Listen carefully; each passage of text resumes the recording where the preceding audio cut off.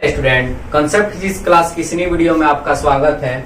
आज हम लोग एग्जाम्पल नंबर 3.10 तथा 3.11 का अध्ययन इस वीडियो में करने जा रहे हैं। देखिए 3.10 क्वेश्चन क्या कर रहा है अभ्यास का। किसी मीटर सेतु में चित्र नंबर है, ये जो फिगर आपको यहाँ दिखाया हुआ है, ध्यान समझिएगा।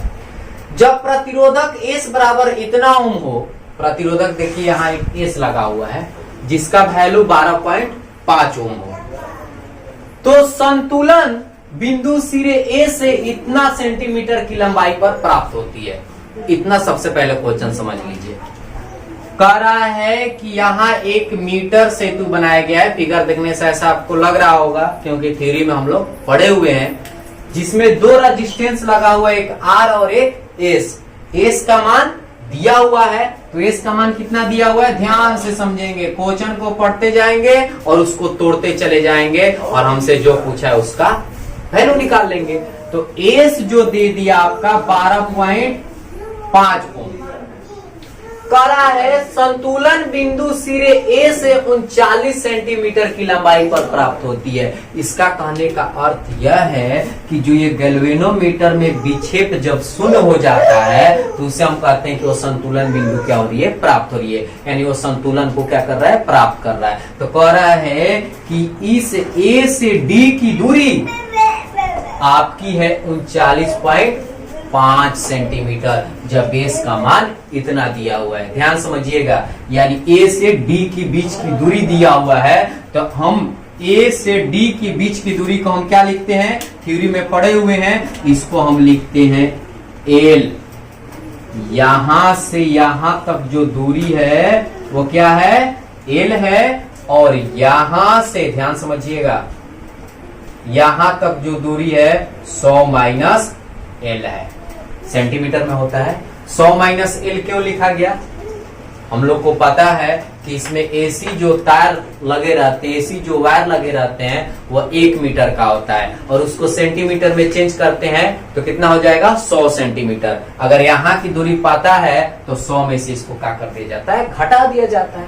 तो ये L का वैल्यू दिया है 39.5 सेंटीमीटर। इस न्यूमेरिकल को अगर विस्तार से समझना है, अच्छे से समझना है, तो सबसे पहले आप मीटर सेतु का जो थ्योरी है उसको अध्ययन कीजिए। उस वाले वीडियो को अभी तक नहीं देखे, पहले देखिए, तब जाकर न्यूमेरिकल को समझने में और आसानी होगी, आपको और मदद होगा। अगर इस वीडियो को अगर आप नहीं देखे हैं तो थोड़ी सी कहीं जगहों पर, किसी जगहों पर इसमें थोड़ी सी आपको प्रॉब्लम आने लगेगी। तो सबसे पहले मीटर सेतु का वीडियो देखिए और उसका लिंक हम इसके डिस्क्रिप्शन बॉक्स में डाल दिए, वहां से भी देख सकते हैं। चलिए आगे बढ़ते हैं।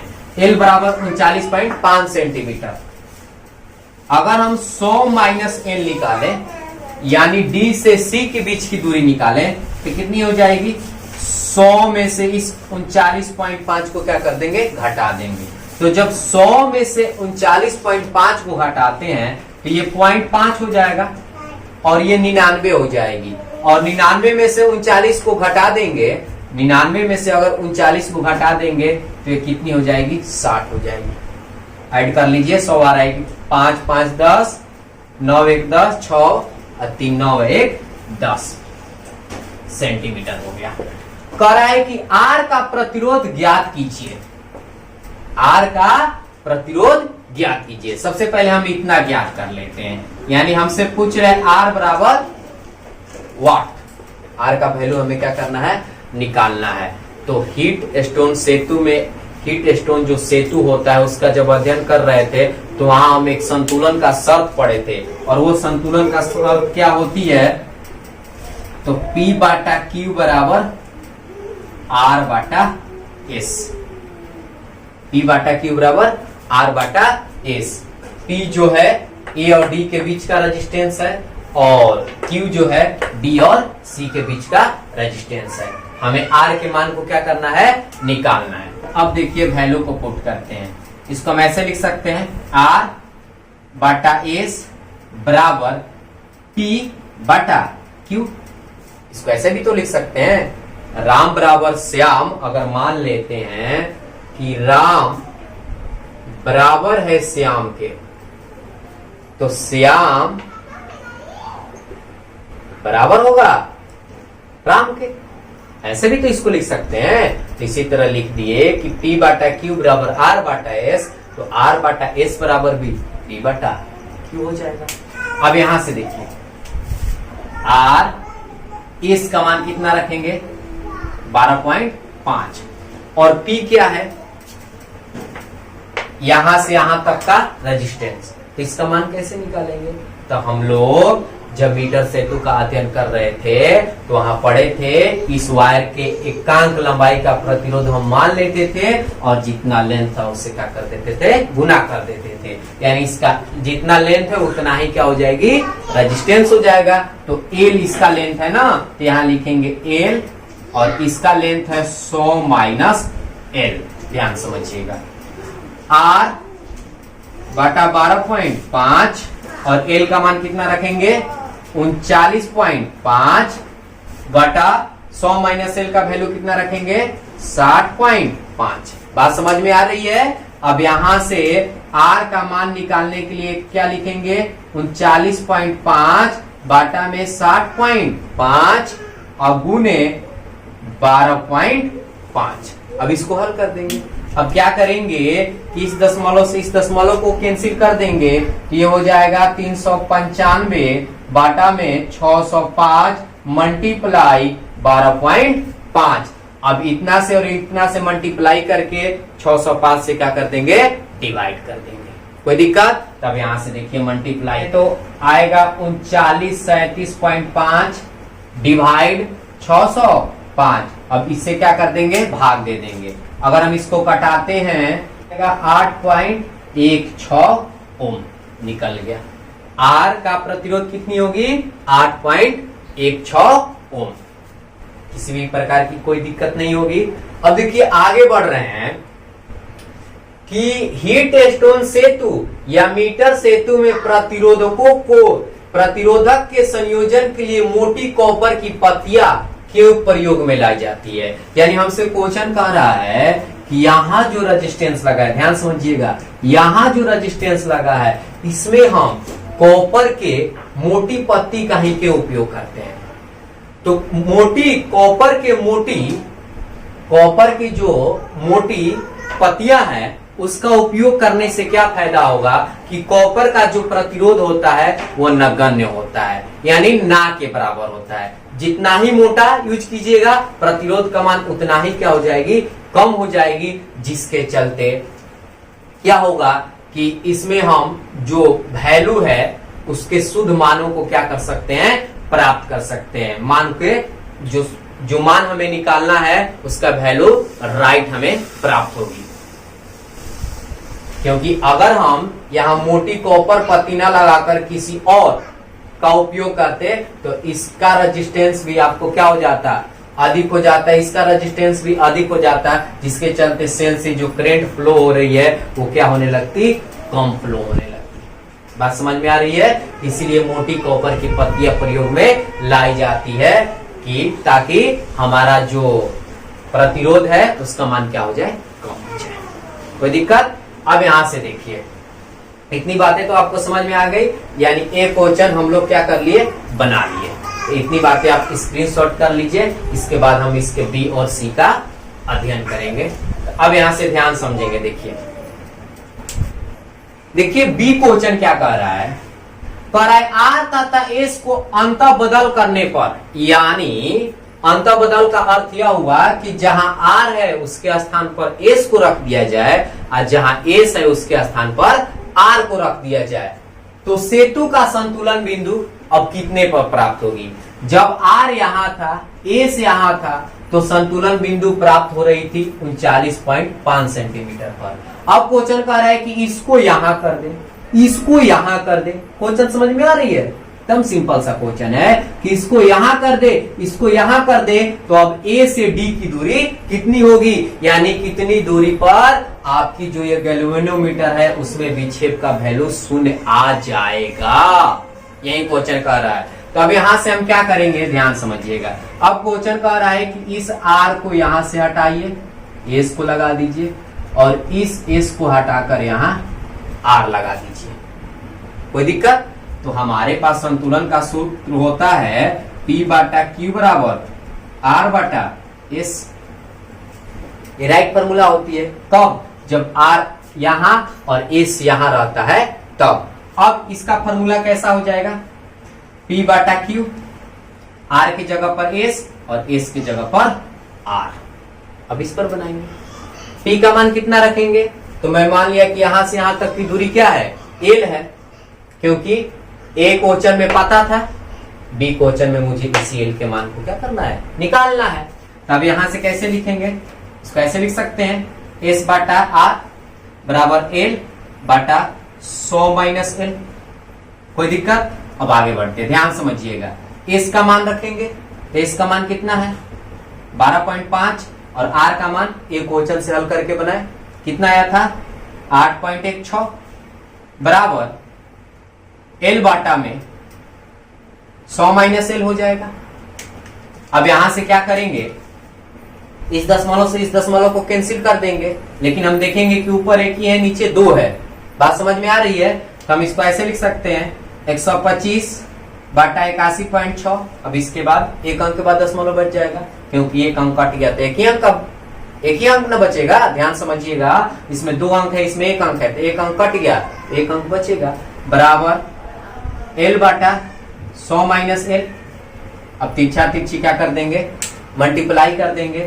ये हो जाएगी 125 पर 2 जीरो माइनस 125L बराबर 81.6L। हमें L का मान निकालना है, इसको हम ऐसे लिख सकते हैं, ध्यान समझिएगा, 12500 बराबर 81.6L प्लस, ये निगेटिव है, इधर गया पॉजिटिव हो जाएगा, 125L। अब यहां से 12500, बात समझ पा रहे हैं आप? 125 में और 81.6 को जोड़ेंगे, ये हो जाएगा आपका 6 और ये आपका हो जाएगा 8 2 10 और ये 1 का 1 2, 206.6L हो जाएगी। इसीलिए L बराबर 12500 बाटा में 206.6 हो जाएगा। अगर हम इसको डिवाइड करते हैं तो समथिंग 60.5 सेंटीमीटर आ जाएगी। यानी इसका कहने का अर्थ यह हुआ कि जब हम S को यहां कर देते हैं, R को यहां कर देते हैं, तो A से जो D की दूरी है वह 60.5 सेंटीमीटर होगी। यानी A से 60.5 सेंटीमीटर में गैल्वेनोमीटर में विक्षेप जो है वो क्या आएगा? 0 आएगा। कोई दिक्कत? तो B क्वेश्चन भी हम लोग बना लिए। इतनी बातें जो है स्क्रीनशॉट कर लीजिए, इसके बाद हम इसका C क्वेश्चन का अध्ययन करेंगे। ध्यान समझिएगा। देखिए C क्वेश्चन कह क्या रहा है? C क्वेश्चन देखिए क्या कह रहा है, यदि सेतु के संतुलन की अवस्था में, केवल इसको समझना है, ध्यान समझिए, मैं आपको समझा रहा हूं। यदि सेतु के संतुलन की अवस्था में, देखिए संतुलन की अवस्था हमें 2 प्राप्त हो गई। एक A से 39.5 सेंटीमीटर पर भी संतुलन हो रहा है, एक A से 60.5 सेंटीमीटर पर ही 60.5 सेंटीमीटर पर भी संतुलन प्राप्त हो रहा है। लेकिन ये कब हो रहा है? जब A से यहां, R यहां। ये कब हो रहा है? जब R यहां, A से यहां। तो क्वेश्चन कह रहा है कि इससे मुझे कोई दिक्कत नहीं है, आप 60.5 सेंटीमीटर पर संतुलन को लेकर इस क्वेश्चन को बनाइए, या 39.5 सेंटीमीटर पर संतुलन के शर्त को लेकर बनाइए। कह रहा है कि यदि सेतु के संतुलन की अवस्था, यानी संतुलन की अवस्था में होनी चाहिए, और हमें पता है कि एक 39.5 पर संतुलन प्राप्त हो रही है और एक 60.5 पर, इसमें किसी को आपको लेना है, लेकिन संतुलन अवस्था ही लेना है। गैल्वेनोमीटर और सेल को अंत बदल कर दिया जाए। अब देखिए क्वेश्चन यहां से मूव किया, कह रहा है कि संतुलन की स्थिति में इस गैल्वेनोमीटर और सेल को अंत बदल कर दिया जाए। जहां सेल है वहां गैल्वेनोमीटर लगा दिया जाए। जैसे यहां समझिएगा, ये पॉजिटिव, ये निगेटिव, आपकी एक गैल्वेनोमीटर लगी हुई है। ठीक है, अब कह रहा है कि बदल दिया जाए। क्या किया जाए? बदल दिया जाए, यानी जहां गैल्वेनोमीटर है वहां सेल लगा दिया जाए और जहां सेल है वहां गैल्वेनोमीटर लगा दिया जाए। यानी यहां आपकी सेल हो गई पॉजिटिव और ये आपका गैल्वेनोमीटर हो गया। तो कह रहा है तब गैल्वेनोमीटर कोई धारा दर्शाएगा। ध्यान समझिएगा, जब संतुलन की अवस्था में रहेगी तो आप गैल्वेनोमीटर को यहां रखिए या सेल को यहां रखिए। बात समझिएगा, इसमें किसी भी प्रकार का कोई परिवर्तन नहीं होगा। उनके स्थान को आप बदल भी दीजिएगा तो गैल्वेनोमीटर में कोई धारा नहीं बहेगी, क्योंकि वह विक्षेप की जो उनकी अवस्था है वो क्या है? शून्य है। क्वेश्चन कह रहा है कि संतुलन की अवस्था में ही चेंज करना है। ध्यान समझिएगा, अगर संतुलन की अवस्था में नहीं चेंज करेंगे तब गैल्वेनोमीटर में धारा प्रवाहित हो सकती है, लेकिन जब संतुलन की अवस्था में चेंज करेंगे तो इसमें कोई इफेक्ट नहीं पड़ेगा, क्योंकि उसका विक्षेप उस स्थिति में क्या रहता है? शून्य रहता है। आई होप आपको समझ में आ गई होगी। 3.10 का जो तीनों न्यूमेरिकल है ए बी सी, इसमें किसी भी प्रकार की कोई दिक्कत नहीं होनी चाहिए। तो इतनी बातें आप स्क्रीनशॉट कर लीजिए। अगर वीडियो आपको अच्छी लगी होगी तो एक लाइक और एक कमेंट तो बनता है, जरूर कीजिएगा। इसके बाद हम एग्जाम्पल नंबर 3.11 का अध्ययन करेंगे। आप अभ्यास 3.11 का अध्ययन कर रहे हैं। देखिए क्वेश्चन क्या कह रहा है, 8 वोल्ट विद्युतवाहक बल की एक संचायक बैटरी। संचायक बैटरी का अर्थ समझ लीजिए। संचायक बैटरी का अर्थ होता है कि वह ऐसा बैटरी जिसे चार्ज किया जा सकता है। बैटरी दो प्रकार से होते हैं, एक बैटरी ऐसे होते हैं जिसको चार्ज नहीं किया जाता है, एक बैटरी ऐसे होते हैं जिसको चार्ज किया जाता है। तो ये जो बैटरी है इसको चार्ज किया जाएगा। अब देखिए आगे बढ़ रहे, जिसका आंतरिक प्रतिरोध यानी जिसको हम बोलते हैं इंटरनल रेजिस्टेंस इतना दिया हुआ है, उसके श्रेणी क्रम में इतना ओम के प्रतिरोधक का उपयोग करके, यानी इसके श्रेणी क्रम में एक और रेजिस्टेंस जोड़ा जाता है जिसका मान 15.5 ओम है और 120 वोल्ट के डीसी स्रोत द्वारा चार्ज किया जाता है। यानी एक और सेल है जिसका विभव 120 वोल्ट है।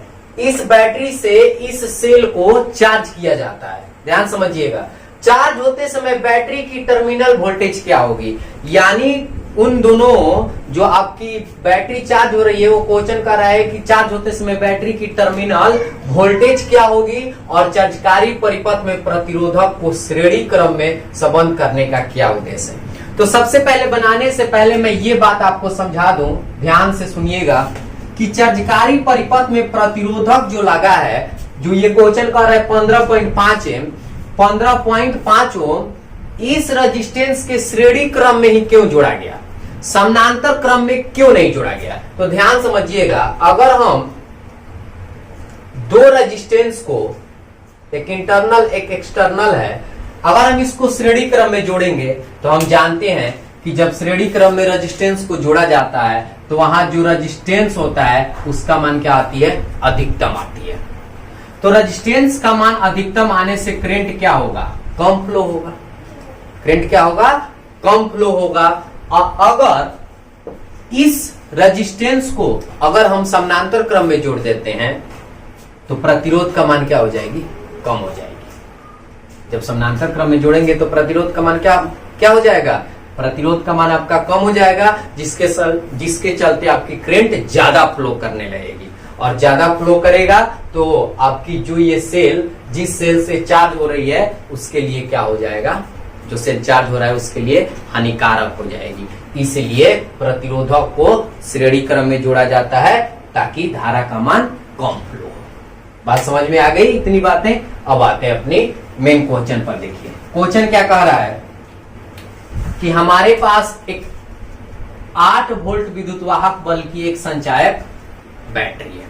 अब थोड़ी सी ध्यान समझिएगा। जैसे एक सेल है, ये पॉजिटिव, ये आपकी निगेटिव, तो इसमें करंट किस प्रकार फ्लो होगी? पॉजिटिव से निगेटिव की ओर फ्लो होती है। अगर मान लेते आपका ये पॉजिटिव है, ये निगेटिव है, ये पॉजिटिव है, ये निगेटिव है, और ये जो सेल, ये जो आपको बैटरी दिखाई दे रहा है, ये चार्ज हो रहा है। तो ध्यान समझिएगा, जो बैटरी चार्ज होती है उसमें करंट हमेशा इस प्रकार फ्लो होगा। जो बैटरी चार्ज होती है उसमें करंट हमेशा इस प्रकार फ्लो होगी। बात समझ में आ रही है? जैसे मान लेते हैं हमारे पास दो सेल हो गया, एक प्लस एक माइनस, एक प्लस एक माइनस। अब इस केस में क्या होते हैं, इसको जोड़ा गया इस प्रकार, ध्यान समझिएगा। तो इस केस में होगा क्या, जब दो सेल है, मान लेते हैं इसका विभव 2 वोल्ट है, इसका विभव 3 वोल्ट है, 3 वोल्ट है, और इसका विद्युत वाहक बल E1 है, इसका विद्युत वाहक बल E2 है। तो जिस सेल का विद्युत वाहक बल अधिक होगा उससे करंट फ्लो होकर कम सेल वाले विद्युत वाहक बल में जाएंगे। ध्यान समझिएगा, जिस सेल का विद्युत वाहक बल अधिक होगा उससे करंट फ्लो होकर कम विद्युत वाहक बल वाले में क्या करेंगे, कम जो वोल्टेज है उस सेल में क्या करेंगे, जाएंगे। तो इसका कहने का अर्थ यह हुआ कि ये जो सेल है इस बैटरी को क्या कर रहा है, चार्ज कर रहा है। बात समझिएगा, अगर ये आपका, ध्यान समझिएगा, अगर आपका ये अधिक हो जाएगा, ये कम हो जाएगा, तो करंट इस प्रकार फ्लो करने लगेगी।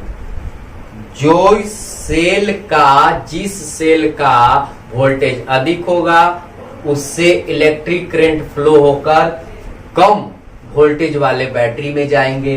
जब दोनों का विद्युत वाहक बल बराबर होगी तो इस सर्किट में कोई करंट फ्लो नहीं होगा। और एक और बात मैं आपको समझाया कि जो बैटरी चार्ज होगी उसमें करंट इस प्रकार जाएगा, और वही बैटरी चार्ज होगी, अगर 2 बैटरी दिया हुआ है और एक बैटरी चार्ज हो रहा है, तो इसका कहने का अर्थ यह हुआ कि उस बैटरी का जो वोल्टेज है, जिस बैटरी से चार्ज किया जा रहा है, उससे क्या होगी, कम होगी, उससे हमेशा क्या होगी, कम होगी। तो ध्यान समझिएगा।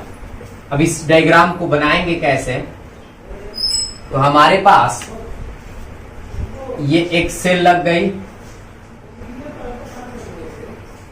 और इसका एक इंटरनल रेजिस्टेंस हो गया स्मॉल r, और इसका मान देखिए कितना दिया हुआ है, 0.5 ओम, और इसका जो वोल्टेज है वो कितना दिया है, 8 वोल्ट। अब यहां से आते हैं, ये मैं मान लिया A पॉइंट है और ये मैं मान लिया एक B पॉइंट है। ध्यान समझिएगा, अब कह रहा है कि 120 वोल्ट के डीसी स्रोत से जोड़ना है, यानी इस सेल को क्या करना है, चार्ज करना है, और इस रेजिस्टेंस के श्रेणी क्रम में एक और प्रतिरोधक को जोड़ दिया जाता है, यानी इस रेजिस्टेंस के श्रेणी क्रम में एक और प्रतिरोधक को क्या किया जाता है, जोड़ा जाता है। यहां से हम जोड़ दिए, ध्यान समझिएगा, ये कैपिटल R हो गया, यहां एक सेल लगी हुई है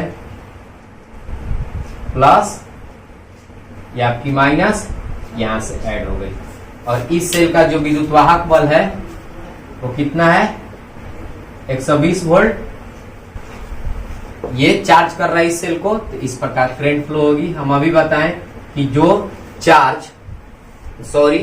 जो आपकी सेल चार्ज होती है उसमें करंट इस प्रकार फ्लो होगा, इस प्रकार आ जाएगा।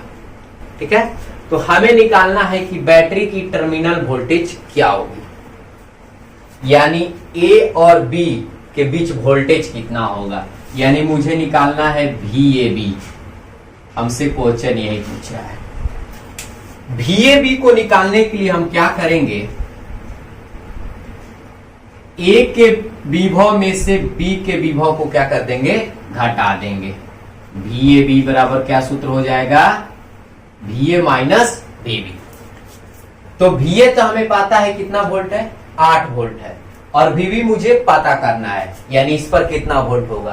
तो इसको पता करने के लिए सबसे पहले मुझे इस सर्किट में कितना करंट फ्लो हो रहा है वो सबसे पहले निकालना होगा, और वो निकल जाएगी तो जितना मान आएगा उससे और इसके इंटरनल रेजिस्टेंस से गुना कर देंगे तो VV का मान आ जाएगा, और उसके बाद हम क्रिया कर देंगे तो VA B निकल जाएगी। बात समझ में आ रहा है? तो सबसे पहले मुझे क्या करना होगा, करंट निकालना होगा। तो करंट कैसे निकालेंगे, ध्यान समझिएगा। अब यहां से देखिए करंट निकालने की दो विधि है।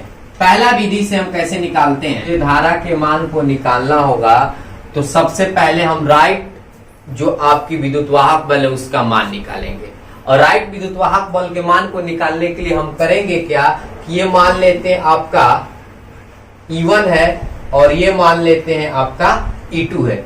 ध्यान समझिएगा, तो इसमें कौन बड़ा है, E2 से चार्ज हो रहा है कौन, E1। तो राइट आपकी विद्युत वाहक बल निकालने के लिए E बराबर क्या करेंगे, E2 में से E1 को क्या कर देंगे, घटा देंगे। तो E2 में से अगर हम E1 को घटाते हैं तो ये हो जाएगा 120 माइनस 8, जब घटाएंगे तो 112 वोल्ट। E2 माइनस E1 करेंगे तो कितना हो जाएगा, 112 वोल्ट। समझ पा रहे हैं, फुल वोल्टेज हमको मिल गई 112 वोल्ट। अब यहां से ध्यान समझिएगा, 112 वोल्ट मुझे हो गया, ये किसका मान हो गया, वोल्टेज का या विद्युत वाहक बल का। मुझे आई निकालना है, तो ओम के नियम के अनुसार अगर आई का मान निकालते हैं तो V बराबर IR सूत्र होता है। तो I बराबर V बटा R, तो V के जगह पर तो इतना रख देंगे। अब R निकालेंगे, तो R हम कैसे निकालेंगे, हमें पता है कि ये वाला रेजिस्टेंस और ये वाला रेजिस्टेंस किस क्रम में जुड़ा हुआ है, श्रेणी क्रम में। तो इसका तुल्य प्रतिरोध निकाल देते हैं, तब यहां से हम R तुल्य निकालते हैं। तो R तुल्य बराबर हो जाएगा R1 प्लस R2, यानी R1 का काम आपका एक इंटरनल रेजिस्टेंस करेगा और R2 का काम जो ये बाहर से लगा हुआ है 15.5 ओम का। तो R1 हो जाएगा आपका 0.5 और प्लस इसका वैल्यू 15.5। समझ पा रहे हैं, जब इसको ऐड करेंगे तो ये कितना हो जाएगी, 16 ओम हो जाएगी। यानी R तुल्य का मान मुझे 16 ओम मिल गया, और मुझे वोल्टेज का जो मान है वो मुझे 112 वोल्ट मिल गया। तो I का मान निकालना है, तो हमारे पास सूत्र होता है V बराबर IR। तो I बराबर क्या हो जाएगी, V बाटा R। V का मान कितना रखेंगे, तो V का मान रखेंगे 112 और R का मान कितना लिखेंगे, 16, और इसको कटाइएगा तो ये 7 व्रत में क्या हो जाएगी, कट जाएगी। यानी इस सर्किट में कितना करंट फ्लो हो रहा है, 7 एम्पियर का। मुझे पता चल गया पहला विधि से कितना करंट फ्लो हो रही है, 7 एम्पियर का। दूसरा विधि से हम कैसे धारा का मान निकालेंगे, देखिए उतना ही आएगा। अब यहां से लिखते हैं दूसरा मेथड, दूसरा विधि।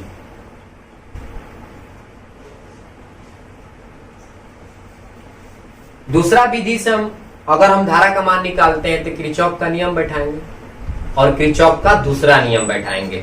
तो किरचॉफ का दूसरा नियम क्या कहता है, किसी बंद परिपथ के भीतर कुल वोल्टेज का बीजगणितीय योगफल शून्य के क्या होता है, बराबर होता है। तब यहां से लिखेंगे बंद पासा, ध्यान समझिएगा, स्टार्ट कीजिए यहां से A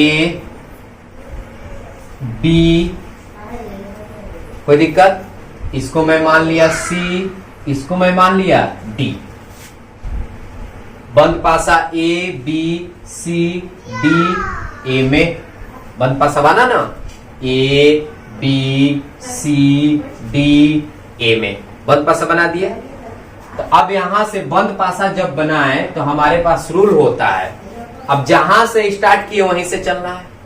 तो हम A से चले, सबसे पहले क्या मिला मुझे, सेल, और सेल का कौन सा टर्मिनल मुझे मिला, पॉजिटिव।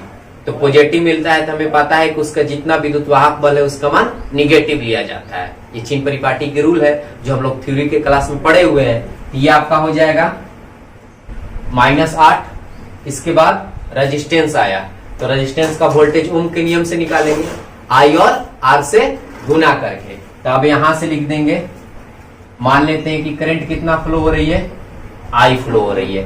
I अगुने इंटरनल रेजिस्टेंस 0.5, होगा ना। और ये माइनस क्यों हुआ, क्योंकि धारा के दिशा में ही जा रहे हैं।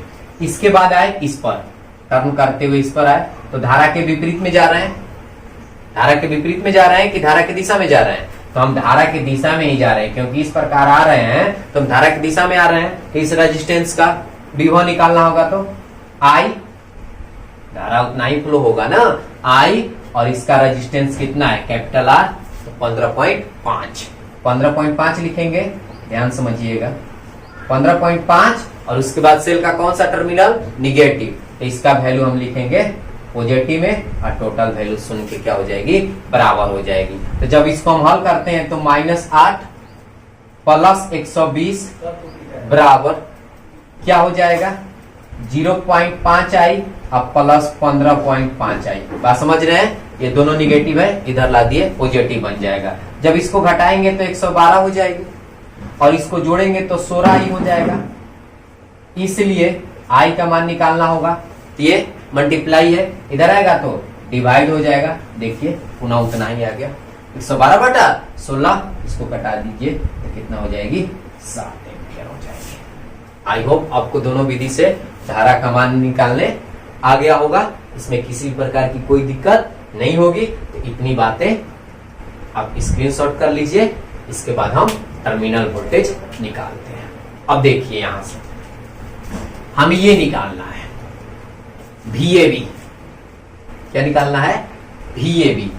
तो A के विभव में से B के विभव को घटा देंगे। चलिए आइए, कितना सिंपल है, A का विभव 8 वोल्ट माइनस VB। अब देखिए इसका इंटरनल रेजिस्टेंस कितना है, 0.5, और इसमें फ्लो होने वाली धारा कितना आ गया, 7 एम्पियर। 7 से क्या कर देंगे, गुना कर देंगे, और इसका मान किस में लिखेंगे, तो इसका मान हम लिखेंगे निगेटिव में।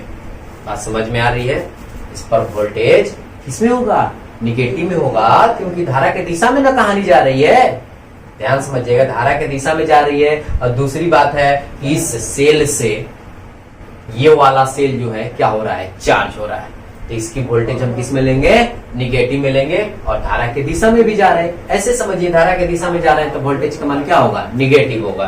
तो जब इसको हम हल करते हैं तो ये 8 वोल्ट माइनस माइनस प्लस ये हो जाएगा 3.5 वोल्ट, 7 से और 0.5 से गुना करेंगे तो जब इसको ऐड करेंगे तो ये कितना हो जाएगा, 11.5 वोल्ट। हमसे यही पूछ रहा था कि चार्ज होते समय बैटरी की टर्मिनल वोल्टेज क्या होगी, चार्ज होते समय इस बैटरी की, तो ए यहाँ पॉइंट माने बी, यानी ए और बी के बीच जो टर्मिनल वोल्टेज होगी, इसके बीच जो टर्मिनल वोल्टेज होगी वो 11.5 वोल्ट का होगा। कोई दिक्कत, यही आपका राइट आंसर हो जाएगी। Thank you.